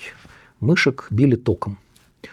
Для решения большой задачи разрушительно сильная внешняя мотивация. Нельзя заставить вас сделать открытие. Нельзя заставить вас кого-то полюбить. Нельзя заставить вас пойти и совершить подвиг. Да, это все вещи, которые лежат за пределами внешней мотивации. Внутренняя мотивация устроена иначе. Да, соответственно, внутренняя мотивация, она, конечно, живет по другим законам.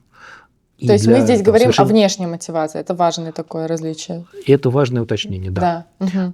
Но, соответственно, про внутреннюю мотивацию психологи вообще начали говорить относительно недавно. Если Йеркс и Дотсон начали свою песню в 1908 году, то про внутреннюю мотивацию Деси и Райан заговорили где-то в конце 60-х годов, если не в 70-х годов 20-го столетия. То есть в этом отношении внутренняя мотивация будет, конечно, дышать по другим законам. Но про внутреннюю мотивацию как-то мы регулярно забываем и часто апеллируем к внешним воздействиям. Экзамен – это пример внешней мотивации, безусловно. Необходимость его сдать, чтобы, там, скажем, двигаться дальше и не вылететь из вуза. Всегда было любопытно. Вот Йеркс и Дотсон, да, они провели этот эксперимент на мышах. Угу.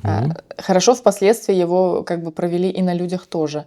Но почему они начали с мышей и экстраполировали этот результат на людей? Почему сразу было с людьми не начать? Если они изучали, они же, наверное, психику человеческую изучали, да? Они изучали психику. Да. Ну вот смотрите, тут много симпатичных уточнений может быть сделано для того, чтобы этот момент стал понятнее. Ну, во-первых, идея, что мы венцы творения, это не самая популярная идея в психологическом сообществе. Да, соответственно, вполне возможно, что у нас с вами психика похожа на психику змеи, лягушки или мышки. В каких-то отношениях это, безусловно, так и есть. И поэтому, если нам нужно провести сложный эксперимент, а с людьми его сделать затруднительно. Ну, бить людей током можно, но в начале 20 века, конечно, это очень не рекомендовалось. Вот. И сейчас тоже опять не рекомендуется. Психологи распустились в середине 20-го столетия, когда там чего только не было. Сейчас любая этическая комиссия вас за ушко да на солнышко, за эксперимент, где вы будете кого-то током бить. Все, поняла. То есть мышей били током. В этом заключалась мотивация. Мышей били током, в другом эксперименте на них сыпали гвозди, что тоже не очень приятно. Да, тогда некоторые вопросы сняты. Погодите, но вот принципиально, да, соответственно, если мы с вами понимаем, что считаем, уверены, что психика мышки в ситуации активации работает так же, как психика человека, то зачем мучить людей? А мы уверены в этом, что психика мышки так же работает? Психологи-бихевиористы, к которым тогда относился Йеркс, в этом абсолютно уверены. И поэтому крыски и мышки были, крыски в первую очередь, лабораторные, был абсолютно основной лабораторный зверь, на котором все делалось. Вот. С точки зрения современных представлений, я повторюсь, да, есть вещи, которые, конечно, нас разительно отличают от крыс и мышей. Но есть вещи, которые абсолютно одинаковые с ними. Ну вот, собственно, еще раз. Закон Йеркса-Дотсона в этом смысле пример того, что внешняя мотивация работает у людей примерно так же. Увы. Я понимаю, что это очень бьет по самооценке, что мы в этом отношении похожи на белых мышек. Но что поделать? Гордыню придется отбросить. Хотела поговорить с вами еще об одном понятии, которое вы тоже упомянули. Инсайт. Что это такое и как он был открыт? Про открытие инсайта сказать ничего внятного не могу. Сейчас будет понятно, почему. С точки зрения определения, это этап решения задачи, когда к вам в голову приходит идея. И, соответственно, эта идея связана, и в этот момент связан с яркими эмоциональными переживаниями, то, что называется ага-реакция. Понятно, что такая ситуация, когда вы решаете задачу вот такой взрывоподобным образом, просто появлением идеи, ну, это от веку такая ситуация. Термин инсайт или озарение, да, восходит к той ситуации, когда Архимед, в принципе, да, или иллюминация. То есть, ну, там вот слов для этого момента придумано много. Если помните, Архимед выскакивал голым из ванны, сделав открытие с криками «Эврика», что значит «нашел». Вот. С точки зрения ну, такого более-менее психологического описания, первый раз оно состоялось в начале 20-го столетия, когда уже помянутый Гельмгольц и замечательный французский математик Пуанкаре разными словами указали, что такой этап в процессе решения есть, что они его просто решительно переживали сами. А потом, через несколько лет, американский, по-моему, психолог и заодно политолог по фамилии Уоллес собрал эту самую известную лесенку из 4 этапов решения задачи, где инсайт является вот таким 3-м этапом. Угу. Вот. А первые два какие? Еще, пожалуйста, первый этап называется, Уоллес назвал подготовкой. Он характеризуется тем, что вы получаете задачу или сами себе ее ставите и пытаетесь с ней справиться тем, что вам доступно. В этом смысле вам доступны хорошо освоенные, в том числе те самые автоматизированные способы, которые мы с вами обсуждали. И вы вот пытаетесь с ней справиться прямо здесь и теперь. Если вам все удается, то, соответственно, вы сразу перескакиваете на 4-й этап. 4-й этап называется этап проверки. Ну, вы решили задачу, и все, победа. Самое интересное для психолога начинается, если вы на первом этапе не справились. Тогда постепенно вы перетекаете на 2-й этап решения. Он называется созревание или инкубация. Сейчас даже по-русски говорят инкубация, то есть это вполне легальное использование термина. Это ситуация, когда вы перестаете непосредственно заниматься задачей, и при этом процесс решения не прерывается. Где-то в плане неосознаваемых процессов что-то продолжается, и время от времени вы возвращаетесь к задаче. Чаще всего вам в голову приходит какая-то неожиданная яркая идея, инсайт. Это 3-й этап. При этом и Пуанкаре, и Гельмгольц утверждали, то есть, ну, и они не то что утверждали, они не придавали этому достаточно внимания, по-видимому, и психологам тогда точно так казалось, что инсайт бывает только правильно. Вас озарила, задача решена. Потом этап проверки, и вот она победа. Увы, достаточно быстро оказалось, что сие неправда. Что инсайты, конечно, бывают некорректными. Они такие же яркие, такие же замечательно красивые, но, увы, ответ неверен. И таким образом инсайт в таком, ну, старом понимании – это штука, которая является центральным этапом в ходе решения. Это вот момент, когда вам может в голову прийти то самое, что будет ответом. Такое понимание инсайта было живо-здорово до 1984 года. А вот в 1984 году уже помянутый мной сегодня Стеллан Олсон предложил иное определение инсайта. Вот я про него подробно рассказываю, потому что для меня совершенно поразительно, что человек, который придумал новое определение инсайта в отечественной литературе, ну, в русскоязычной, практически неизвестен. На русский язык ничего не переведено. Ну, как это может быть? Это просто жуткая несправедливость. Так вот, мы с вами уже обсуждали, что тупик имеет принципиальную роль. Вот, собственно, определение Олсона, инсайт – это не просто яркое событие, это не просто там что-то изменение в репрезентации. Это реакция на тупик. То есть вы должны попасть в тупик в ходе решения, да, вот, собственно, со всеми неприятностями этого самого тупика. В нем должны созреть условия для изменения репрезентации, и вот тогда, и вот инсайт. Да, и тогда понятно, что инсайт – это одна вещь, а ага-реакция, вот эти красивые эмоции – это другая вещь. То есть ага-реакция может быть без инсайта. Это принципиально. И, собственно, вот с Олсона началась современная психология инсайта, которая бурно развивается. Это не самая, как сказать, центральная область, конечно, психологии, но она и маргинальной быть перестала, конечно же. И несколько десятков человек по всему свету на разных языках, по-русски, по-английски, по-французски, по-немецки, по-китайски, с удовольствием занимаются инсайтом, и, в общем, каждый год появляется несколько десятков статей, которые по-разному что-то вот такое про инсайт нам дают новые узнать. Но вот из самых интересных вещей, которые до конца не объяснены, ну, две вещи я назову. Первое, то, что решения, которые получили с помощью инсайта, чаще оказываются правильными. Вот не в 100% случаев, нет, инсайты бывают неправильными, мы с вами это сказали. Но в 80%. Но чаще, по-разному, это зависит от задачи. Так. Но чаще инсайтные решения являются правильными. И второе, что инсайтные решения лучше запоминаются. Они могут неправильно запоминаться. Могут. Опять, там тоже есть ошибки. Это все вещи не абсолютные. Но, тем не менее, они лучше запоминаются. Потому что Ну они вот. сопровождаются такими эмоциями, ощущением. Вау, понял. Тогда и неправильные инсайты должны запоминаться. Так же хорошо. Запоминаются Это не только так. правильные именно. То есть Не об этом только. речь. Не только. Но инсайты решения запоминаются лучше. Ну вот с этим сейчас народ много возится, в том числе и мы тоже. Вот, ну вот как-то вот так. Круто. И, то есть, получается, это прямо тоже научно доказано, что, ну, то есть, это, как сказать, то, что мы знаем из своего бытового опыта, что можно над чем-то биться, думать, блин, как же это сделать, потом, ладно, не получается, пойду помою посуду, и пока моешь посуду, ты такой, наверное, лучше сделать вот так.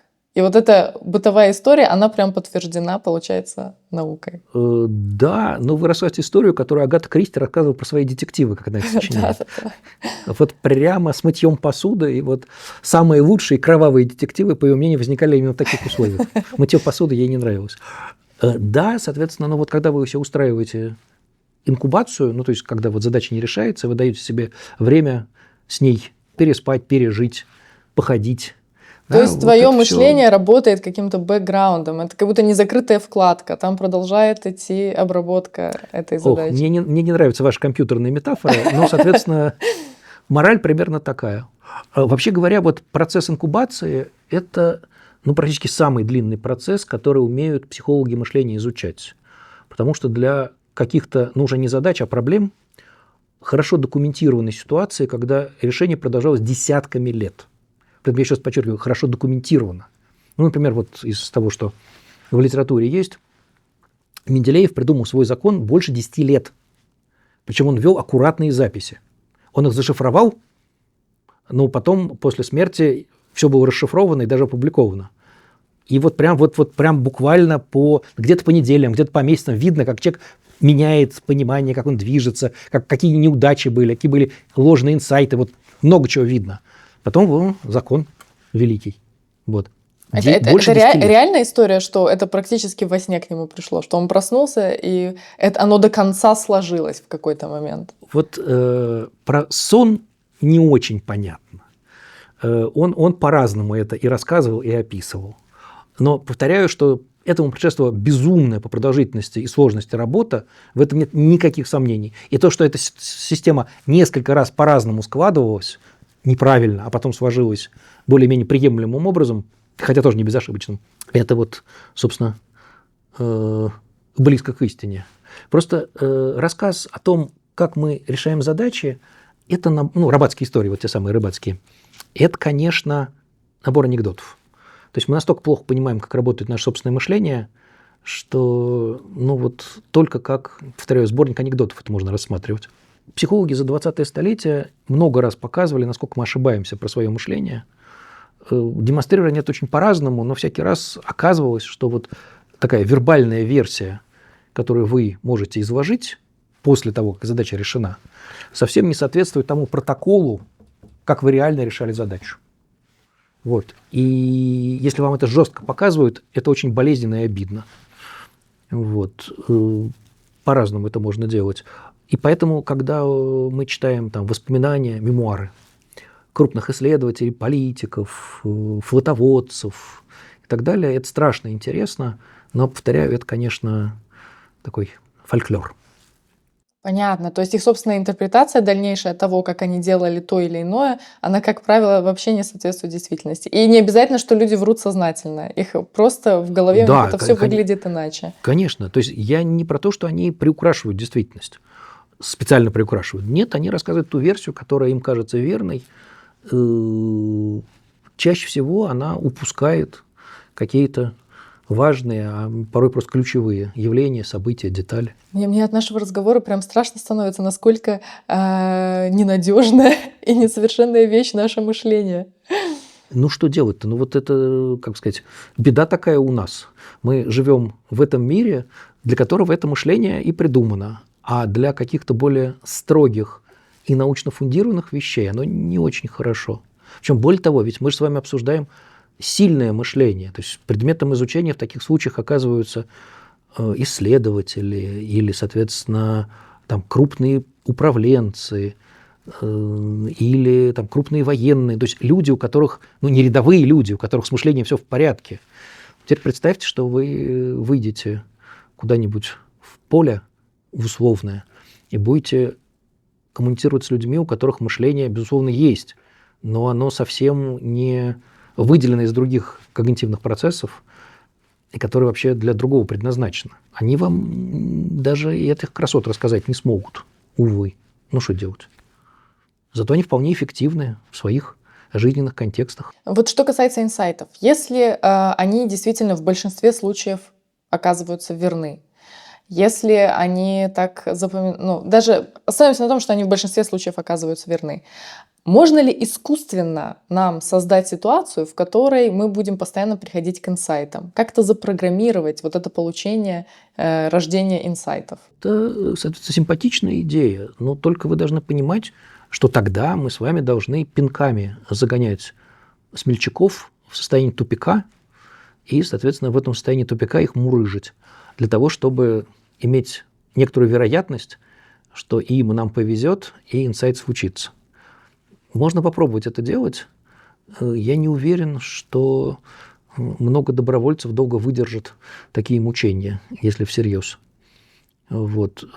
Хотя самые разные методы активизации творческого поиска, они не то чтобы гарантируют инсайт, но они помогают появлению новых идей. То есть вот эвристические стратегии, про которые мы с вами говорили, энная часть из них, она как раз заточена на то, чтобы помочь вам извлечь из своих глубин неосознаваемых какие-то вот те самые идеи, которые могут быть решениями. Не обязательно будут, но, по крайней мере, претендуют на это. Еще очень любопытно, как вот это понятие инсайта тоже оно перекочевало в нашу попсовую культуру, и сейчас инсайтом называют совершенно другое. Там, Да. Я посмотрела интервью, у меня столько инсайтов после этого интервью. Да. Это означает Ну, совершенно другое. С другой стороны, понимаете, в английском слово инсайт обозначает много разных вещей, и вот в вашем примере я бы скорее указал на то, что это просто буквально калька с английского. Что инсайт, ну, это просто А тот инсайт, о соображение. котором мы говорим, озарение, это разве не английское слово? Тоже же? Нет, то же самое, но просто Самое. инсайт в более узком смысле слова – это не любая идея, не любая догадка, которая пришла мне в голову, а вполне такая специфическая, в специальных условиях пришедшая догадка.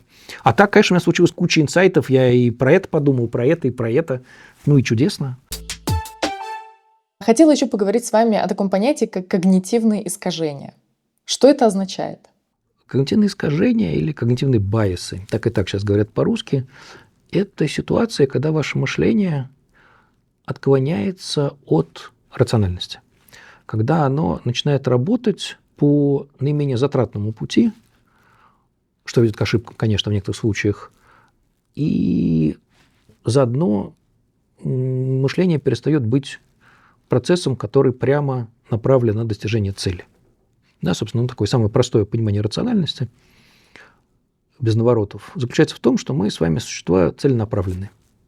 И если мы свои цели понимаем, а считается, что часто понимаем, то вот наше приближение к интересующим нас целям – это и есть выражение той самой рациональности, в том числе мышления. Ну вот оказалось, что легко показать, легко сконструировать ситуации, в которых вдруг это оказывается не так. Вдруг почему-то вполне разумные взрослые люди начинают вести себя как балбесы.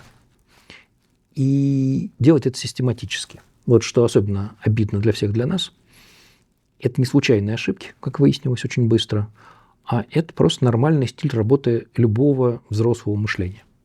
Собственно, подоплека сегодня уже проговаривалась, да, это та самая ситуация, когда сначала срабатывают процессы, входящие в систему 1, быстрые, незатратные, экономящие силы и время, но часто ведущие к ошибкам.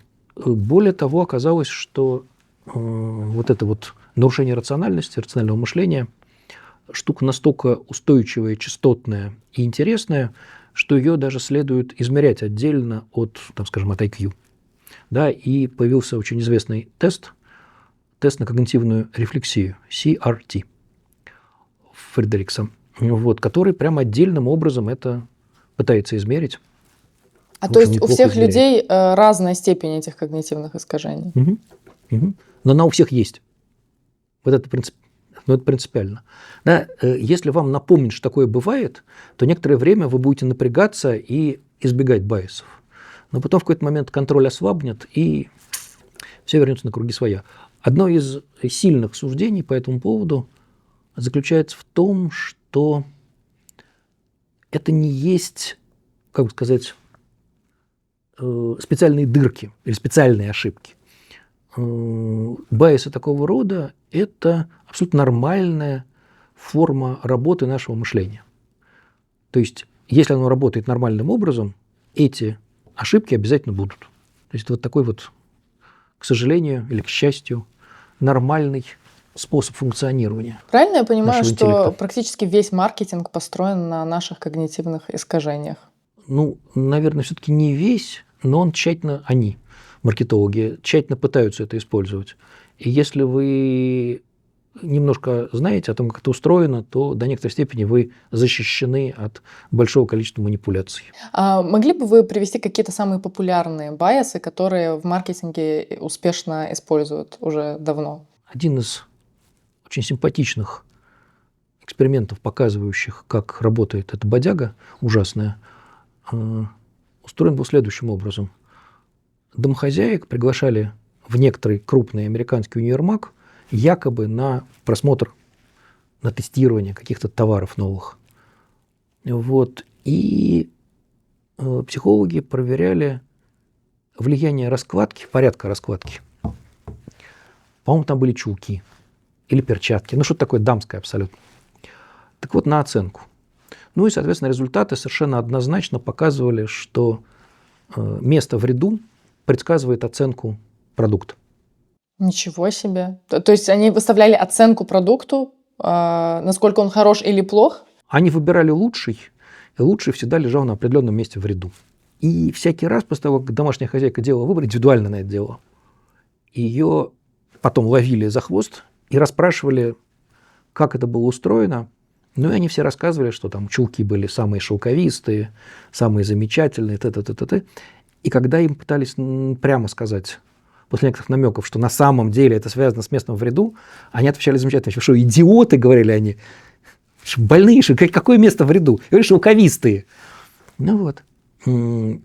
Раскладка, да, собственно, очень влияет. Это связано с тем, что мы с вами в силу устройства нашего внимания рассматриваем, что бы то ни было перед нами, в определенном пространственном порядке. Да, ну, увы, ах, с этим ничего нельзя сделать. Ну, или там другой вариант. Это вот я здесь просто хочу немножко резюмировать. То есть, по факту, имеет большое значение, на какой полке в супермаркете лежит продукт. Насколько, где он находится. На какой полке точно. Понятное дело, что самые дорогие полки находятся на уровне глаз, в этом нет сомнений. Но, соответственно, еще и, если мы обсуждаем с вами витрину, которая обсматривается, да, то и расположение предметов на витрине является также важным, поскольку оно некоторым образом опирается на ваше внимание, может даже управлять им. Были очень симпатичные работы, это не про маркетинг, это про женское кокетство, что, соответственно, дамы, сейчас, это, по-моему, про французских дам, по-моему, сделана была работа, да, по-моему, это дамы XVIII века французские, размещая мушек на лице, такие специальные как бы украшения, они управляли мужским вниманием, порядок рассмотрения моей физиономии, куда он будет смотреть сначала. Обалдеть. Вот, работа культурологическая. Это было исследование такое? Да, прям была культурологическая работа, которая настаивала на том, что дамы таким образом управляли мужским вниманием. Насколько я понимаю, вообще дамские туалеты – это форма управления мужским вниманием, независимо от XVIII века. Вот. Но вот прям такой анализ не психологический. Да? Я сейчас с удовольствием проверю это дело, только дамы мушки теперь не носят. Но там про всякие подробности макияжа вполне можно обсуждать. Ну, либо то же самое, мужчины очень специфическим образом рассматривают незнакомую даму при первой встрече.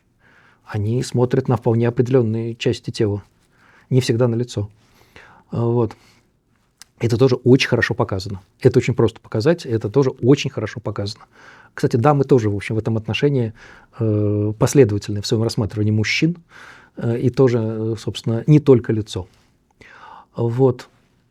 Возвращаясь к маркетинговым примерам, вот мой любимый пример из канемановских работ.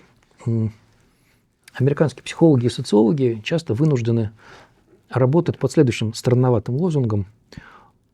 Ну, поскольку нужно предъявить результаты широкой публике, то посыл следующий. Вы думали, что вы такие, а вот на самом деле мы вам покажем, какие вы. Ну и, соответственно, поскольку про американцев они сами, наверное, думают, в первую очередь, что они очень рациональные и умеют считать деньги, работа вот какая. Сравнивается условия страховых полисов в 2 соседних штатах. Страховых полисов для страхования автомобилей.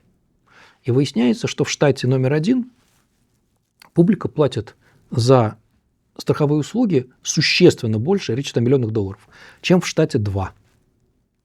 При этом достигается это за счет того, что в страховой полис в штате номер 1 попадают услуги, которыми пользуются примерно 0,01% людей, владельцев автомашин. Ну, например, вы можете лично присутствовать на суде, где происходит выяснение там, материального ущерба, если случилось ДТП или что-нибудь вот такое. Вот. Еще раз, это не 1%, это 0,01%. Но за это вы платите лишние существенные доллары. Как это достигается? Очень просто. В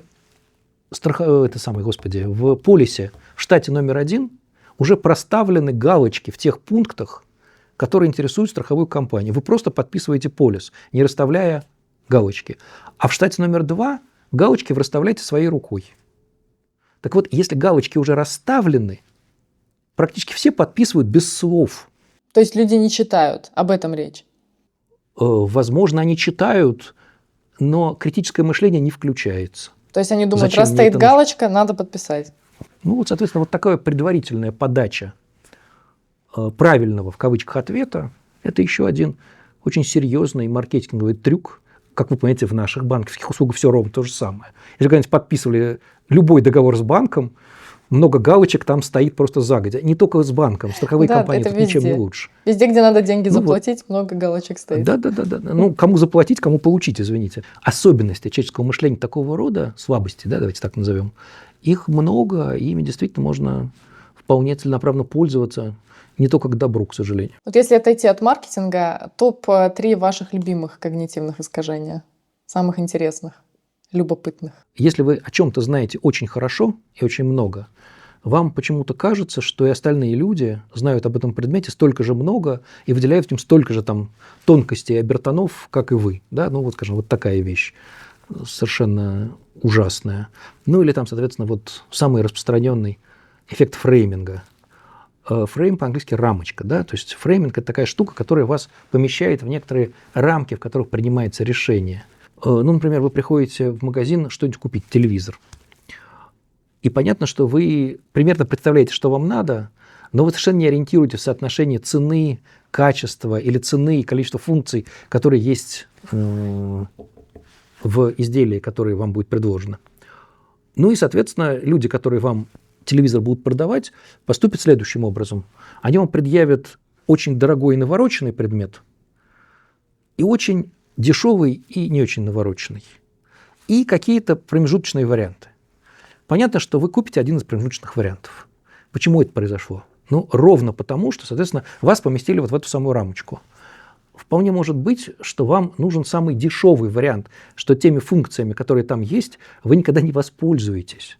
Ну, как вот только что в примере со страховой компанией. То есть очень может быть, что вы можете обойтись без 90% функций, которые вам предложат как интересные, увлекательные, зачем-то нужные, может быть, даже престижные. Вот. Ну вот, собственно, фрейминг работает вот так. Это тяжелое испытание для мышления, потому как, я повторяю, ситуация размытая. Вы не знаете, что вам потребуется. Вы не знаете, какие функции телевизора must have. А есть ли какой-то способ преодолевать эти искажения? То есть можем, вот вы говорите, можно на какой-то момент себя начать контролировать, но потом все вернется на круги своя. Эти вещи могут быть только частичными и ситуативно определенными. Вы можете вполне защищаться в каких-то значимых для вас ситуациях, памятуя о том, что вот вас будут разводить. Давайте будем использовать гадкий глагол. Вот. И вариант там теоретический, но он уже опять сегодня многократно был произнесен. Вы должны сразу, минуя шутки системы 1, апеллировать к возможностям системы 2. То есть быть готовым к долгому, вдумчивому анализу информации, к критике того, что вам предъявлено, к сравнению альтернатив, да, к анализу мотивации людей, которые с вами взаимодействуют. Во всех случаях, которые мы с вами обсуждаем, мотивация все время прозрачная. Из вас хотят выдаить максимальное количество денег. Ну так помните об этом. Вот вы очень много раз упомянули Канемана и систему 1, и систему 2. Можем ли мы немного вот больше об этом поговорить? Как он вообще пришел к этому открытию, что он выделил эти две системы? Давайте только начнем с того, что это не его открытие. Он его только популяризировал из-за всей дурацкой мочи. А вообще говоря, если я правильно понимаю, первым здесь был человек фамилии Станович. Возможно, я и здесь ошибаюсь, но вот, по крайней мере, Станович точно должен быть назван в числе авторов этой замечательной идеи. И по большому счету путь Канемана, он такой очень специфический путь в науке, который показывает, какие разные люди в науку приходят, в нашу психологическую, и как по-разному складывается их этот самый путь. Канеман начинал свои работы, причем в психологию он пришел поздно. Он и воевал, по-моему, или в армии служил, и много чего еще делал. Вот. Его первые работы, которые получили известность, они связаны с когнитивным исследованием внимания. Это очень далеко от того, что мы с вами обсуждаем. И там он построил очень симпатичную модель, которую до сих пор рассказывают студентам. Она, конечно, уже совсем не новая, но она вполне дает хорошее понимание того, что такое внимание, и хорошо объясняет какие-то реальные и экспериментальные ситуации. А потом его интересы исследовательские сдвинулись совсем в другую сторону, и вместе с коллегами самыми известными из них был Амос Тверский. Он бы тоже, конечно, получил Нобелевскую премию по экономике, как и Канеман, если просто не умер. Нобелевскую премию дают только живым. И Канеман с Тверским стали изучать очень интересную область. Они стали разбираться с тем, как люди понимают статистику. Я немножко упрощаю ситуацию, но вот как люди понимают самые разные навороты, которые связаны с вот этой такой, ну, скажем, прикладной математикой. С распределениями, с вероятностями и так далее. Ну, обычные люди, имеется в виду, не математики. Абсолютно. Да. Мы с вами. Потому что до того, как Канеман и Тверский этим занялись всерьез, бытовала странная достаточно идея, что мы очень рациональны все и просто стихийные статистики. Что мы с этими статистическими тонкостями, сложностями справляемся хорошо именно потому, что у нас прям все это заложено. Ну, собственно, следующий шаг, который потом будет сделан в борьбе с экономическими базовыми догмами, что человек, что рациональное, принимает экономические решения рационально в пользу своей выгоды, ну, это очень похожий шаг на другом материале. Так вот, Канеман с Тверским показали, что человеческое мышление плохо обращается со статистическим материалом. И с вероятностями, и со всем остальным мы обращаемся коряво и часто ошибаемся. То есть мы их плохо Причем можем оценить вообще? Мы их можем плохо Статистически. оценить. Мы ведемся на нестатистические факторы, например, на формулировку задач.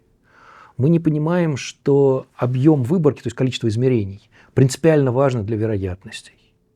Мы поддаемся на репрезентативность, то есть насколько набор каких-то событий похож на распределение этих событий в генеральной совокупности, не понимая, что не менее важны самые разные ситуативные переменные и связи между этими событиями между собой, и так далее, и так далее, и так далее.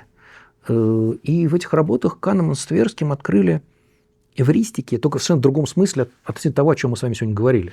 Эвристики вот в этом смысле, который сейчас наиболее популярен, это вот эти самые сокращенные способы рассуждения, которые сейчас приписывают системе 1, которые регулярно ведут в канаву.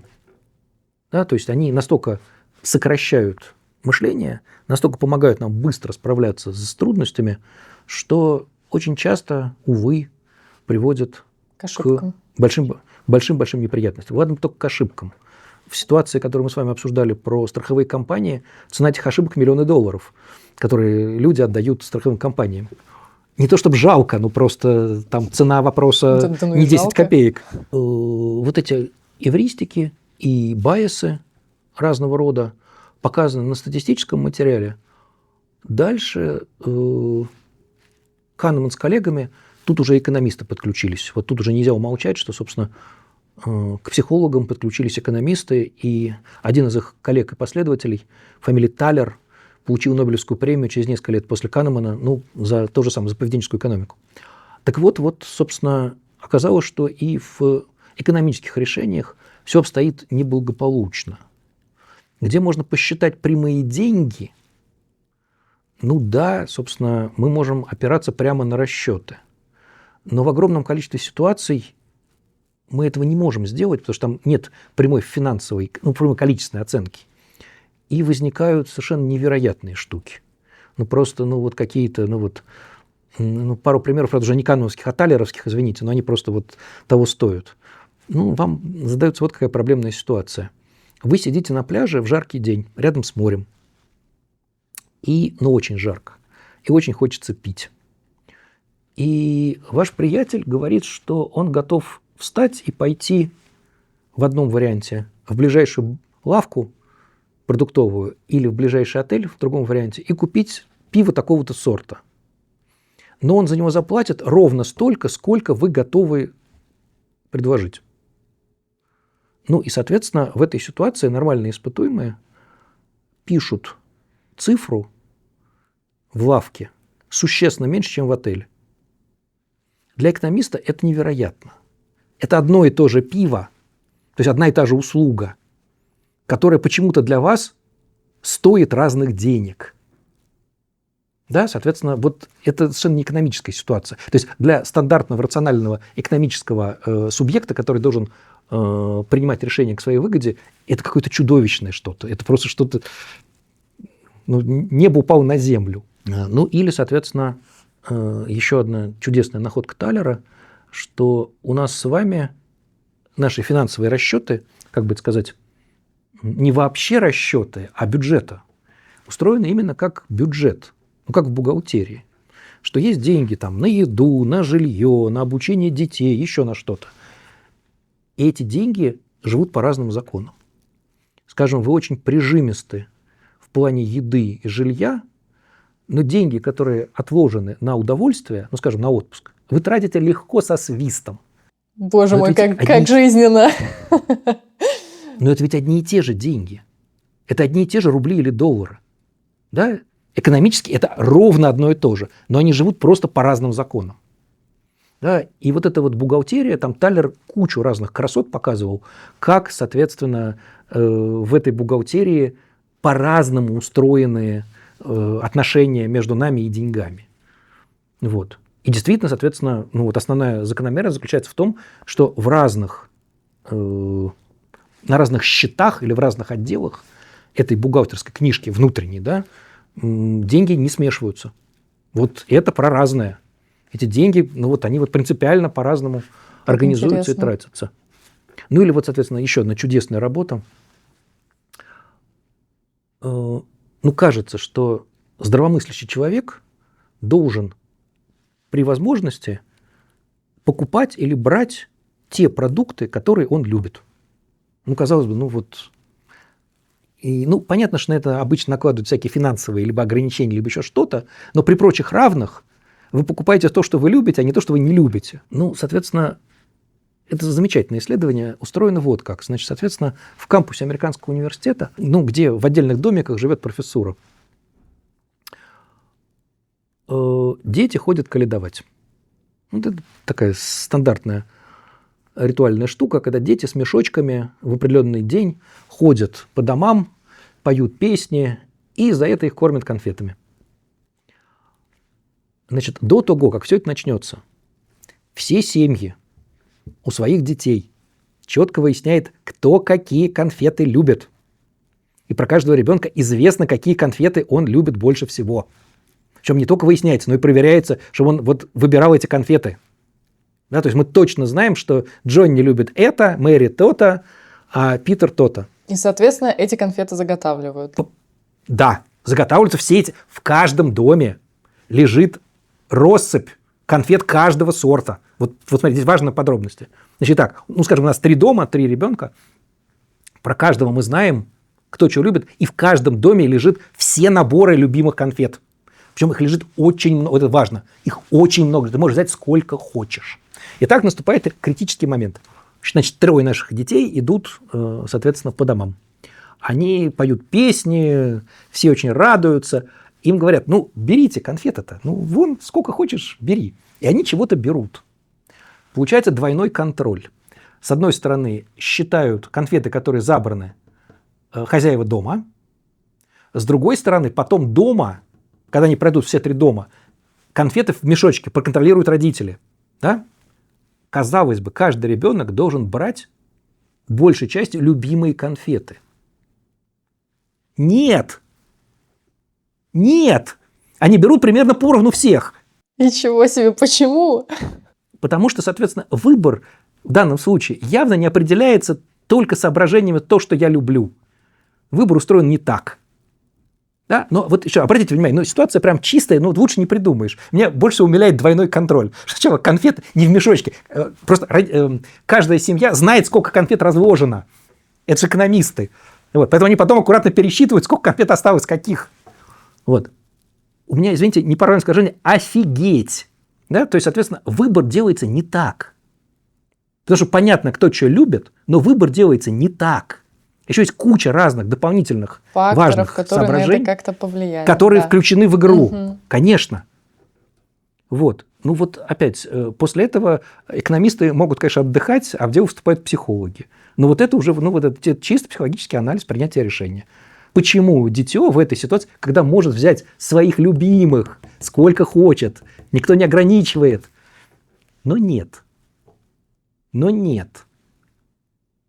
Ну, вот в параллели этому, чтобы было понятно, я страшная сладкоежка, страшная. Я страшно люблю шоколад. И когда во времена перестройки с шоколадом было не очень хорошо, и с деньгами было еще хуже, я считал, ну вот сейчас вот мы переживем трудные времена, я просто ящик шоколада куплю и сожру. Ну вот, но с тех пор прошло много лет, я могу себе позволить не один ящик шоколада, но я ни разу этого не делал.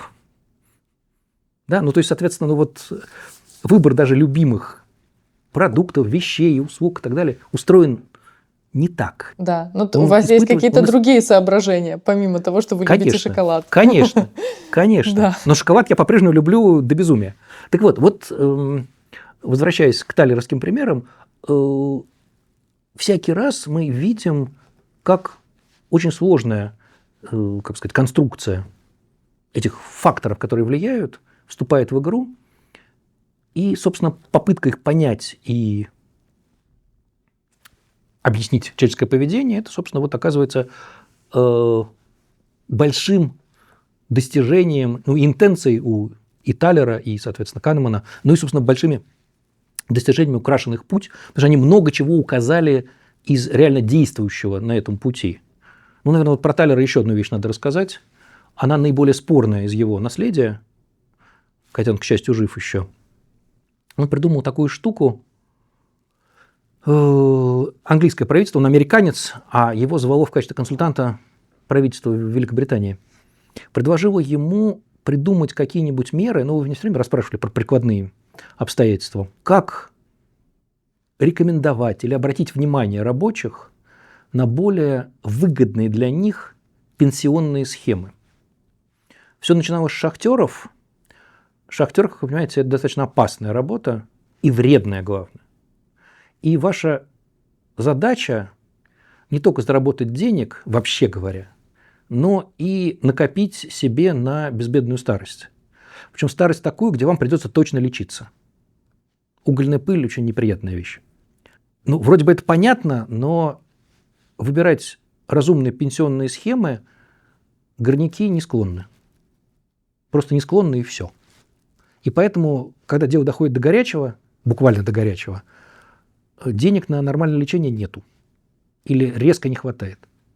И, соответственно, Талер придумал такие приемы, они не имеют русского аналога, по-английски называется nudge, по-русски это что-то типа подталкивания. Да, толчок какой-то, да.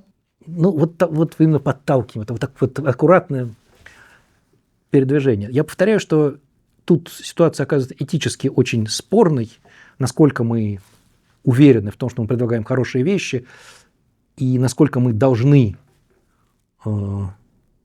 обеспечивать счастье других людей, которые к этому счастью не склонны. Причинять добро. Много чего. Да, примерно так. Но, соответственно, это прям одно из таких сильных прикладных направлений при всех его спорных моментах. Что-то там даже удалось сделать. Как ему это удается? То есть в чем заключается это? Тут бы я аккуратно просто отослал к его книжке, которая даже по-русски есть. Потому как там много тонкостей, связанных в том числе с британским законодательством. Там далеко не все можно сделать просто вот так. Да? И, как вы понимаете, прямые рекомендации не работают. Что принципиально. То есть туда входят какие-то небольшие психологические уловки, манипуляции? Не только психологические. Там много чего входит, чтобы обратить внимание на необходимость откладывать деньги, на необходимость выбрать какую-то пенсионную программу, на то, что здоровье испортится. Тебе сейчас 22, ты этого не понимаешь, но мы тебе гарантируем, что к 50 беда с легкими. Да, и много чего. Я повторяю, что я бы просто рекомендовал книжку. Она вполне симпатичная, и она вполне написана не для неспециалистов, то есть она вполне хорошо читается. Талер экономист был, да? Или психолог? Талер, почему был? Он и есть экономист. Есть, извините, да, он и есть. Он просто заодно лауреат Нобелевской премии по экономике, но он не перестал этого быть экономистом. Он чисто экономист, но он поведенческий экономист. Это область поведенческой экономики, где психология и экономика переплетаются. Да, то есть там, где мы пытаемся понять, как люди принимают решения. В России, например, привлекают ли таких специалистов для таких подобных целей, может быть, каких-нибудь? Вообще психологов или поведенческих экономистов когда-нибудь приглашают, я не знаю, решать такие государственные задачи? Время от времени об этом возникают разговоры. И время от времени проводятся совещания даже на достаточно высоком уровне. Но ведь, от психологов в этой ситуации ждут вещи, которые психологи не могут себе позволить. Гарантируйте положительные последствия, причем очень большие. Гарантируйте победу. Да не можем мы ее гарантировать.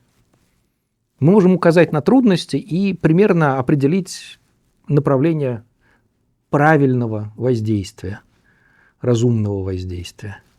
Да, гарантировать в этих ситуациях точно ничего нельзя. Для заказчиков обычно этого абсолютно недостаточно. Как думаете, такие специалисты, как психологи, они принимают участие в формировании, например, пропаганды? Было ли такое, скажем, в Германии в свое время? Собственно, при том, как работает пропаганда, думаю, что нет.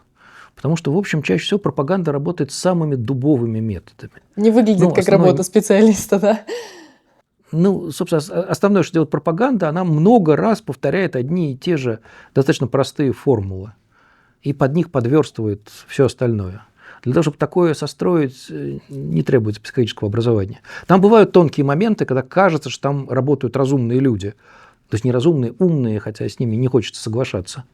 Вот. Но в целом, еще раз, скорее это для дуболомы для дуболомов. Помните, у Урфин-Джуса были такие деревянные солдаты, которые ходили только по прямой.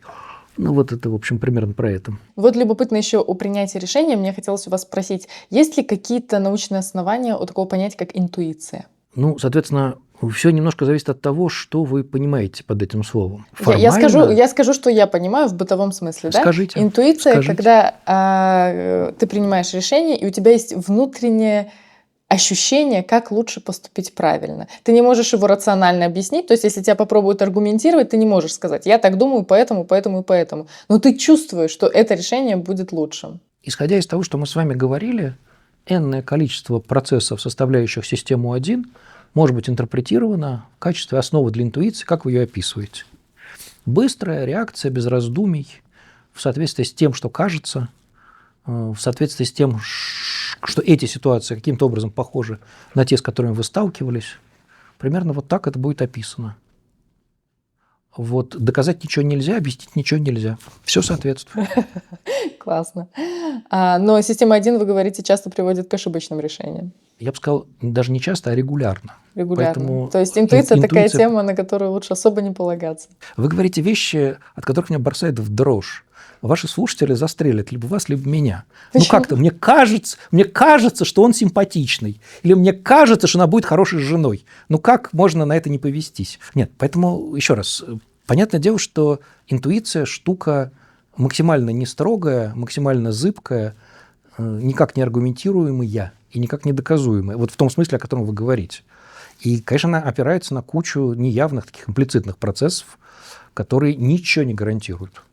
Ну, поэтому полезно, хотя бы помнить о том, что интуиция – штука очень приятная, очень быстрая, очень нужная, но всегда связанная с риском. Ну вот из нашего разговора я поняла, что мышление – это вообще вещь очень сложная, такая даже немножко зыбкая, ненадежная, с большим количеством искажений, ловушек, барьеров. И нет ли ощущения, что вот сейчас вот в эпоху развития ИИ, может быть, есть смысл задуматься о том, чтобы доверить решение каких-то больших, сложных, глобальных задач искусственному интеллекту, у которого, получается, вот этих всех ошибок и ловушек мышления нет? Вы знаете, когда будет создан, если будет, сильный искусственный интеллект, эту возможность можно обсудить. Пока то, что предъявляется в виде искусственного интеллекта, это, конечно, штука страшно развлекательная и увлекательная, безусловно, тоже. Но количество ошибок, которые она делает, оно сопоставимо с тем, что творим мы сами. Поэтому пока, я боюсь, особенных выигрышей ждать не следует. То, когда система начинает галлюцинировать, это производит сильное впечатление. Причем галлюцинируют, насколько я понимаю, все варианты, которые сейчас есть. Не все в этом признаются. Соответственно, создатели не все признаются, но вот за хвост ловят вот все системы, которые имеют место быть. Причем объяснения этого отсутствуют. Если про человеческое мышление мы хоть понимаем, почему в этом месте совершаются ошибки, то про искусственные системы мы этого не понимаем. Поэтому, с одной стороны, я повторяю, я бы подождал, когда немножко осядет пыль, и мы поймем, что и как делает искусственный интеллект, по крайней мере, приложено к этому усилие. Возможно, искусственные интеллекты станут менее, дурными, да, и будут работать чуть более стабильно. Вот. И, кроме того, возможно, мы нащупаем какие-нибудь способы использования этого искусственного интеллекта. Потому что то, как сейчас используются сильные системы, которые созданы, в основном, конечно, кажется, что это забивание гвоздей микроскопом. Вот, увы. Вот. Так что я бы поостерегся доверять искусственному интеллекту и подождал бы несколько лет, понаблюдал за тем, как это будет происходить. Спасибо вам большое, было невероятно интересно. У вас очень интересная работа. Я только хочу, чтобы было понятно, что я сам делаю ее интересной. Психологи, ну, как и все, они же привязаны к некоторым обстоятельствам их профессиональной деятельности. Ну, и из этого набора обстоятельств вы конструируете то, что делает вашу работу скучной или ужасной, ну, либо интересной в моем случае. Вот этими ручками.